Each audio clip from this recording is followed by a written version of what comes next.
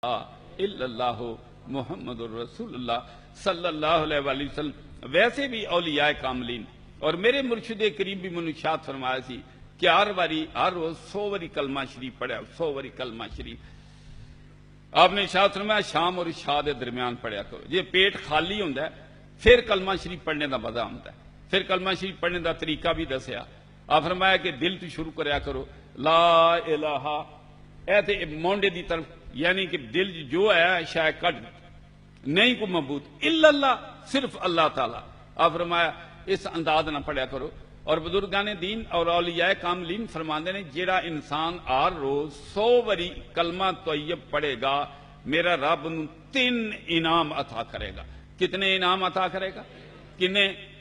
अगर नफा है तो फिर करना चाहिए ना। आपने इरशाद फरमाया जेड़ा हर रोज 100 वरी कलमा शरीफ पढ़ेगा रब 3 इनाम अता करेगा।